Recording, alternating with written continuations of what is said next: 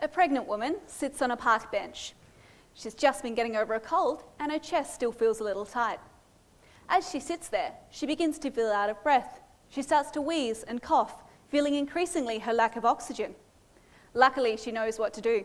Fumbling in her bag, she finds her asthma inhaler and takes the recommended 4 puffs until gradually her breathing gets under control and everything is fine. Or is it? Research has shown that a woman who has just one severe asthma attack during pregnancy increases her risk of her baby being born too small or born too soon. Many things trigger an asthma attack during pregnancy, including viral infection, mothers not taking their medication due to fears of harmful effects on the baby, smoking, and, perhaps most surprisingly, pregnancy itself. So why does asthma worsen with pregnancy? Pregnancy changes mum's immune system in order to create the best possible environment for the baby. But in an asthmatic pregnancy, some of these changes are exaggerated. Asthma is a disease of lung inflammation, and this inflammation is controlled by several different types of immune cells. It is these immune cells which change during pregnancy. One particular type of immune cell, called monocytes, is known to increase during pregnancy, and these levels are further increased when mum has asthma. My PhD is focused on the role and function of these monocytes in asthmatic pregnancies.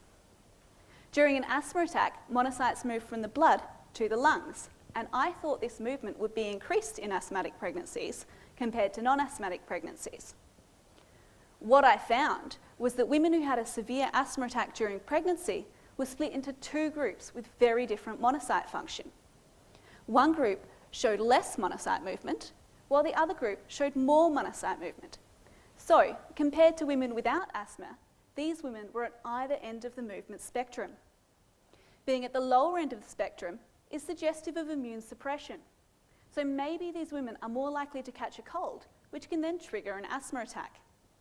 Being at the upper end of the spectrum tells us that these monocytes are more active, so perhaps they're more likely to cross over to the lungs in response to more minor triggers and lead to an asthma attack in this way.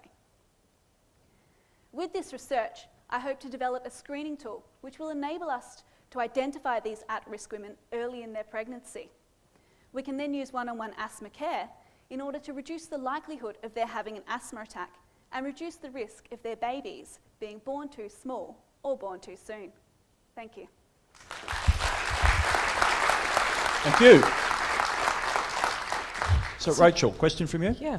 Thank you, Isabella-Rose. That was really intriguing about a whole range of issues, actually. I was just wondering a little bit more about the clinical implications. You said there could be screening, but are there ways in which you could intervene in an even sort of earlier stage based on these kind of results? Are the monocytes implicated in other processes? Well, if this was a screening tool, it would be a clinical test. So it would be a blood test at their first antenatal appointment, when they do give blood anyway, is 12 weeks. So that's quite early in pregnancy for us to be able to capture that and treat during pregnancy, because the goal is asthma control. We know that women who have controlled their asthma throughout pregnancy have outcomes the same as women without asthma. It's uncontrolled asthma that leads to the poor outcomes of babies born too small or too soon. So a lot of women often don't take their medication due to fears of effects, but we actually know that the uncontrolled asthma is worse for the baby. Thank you.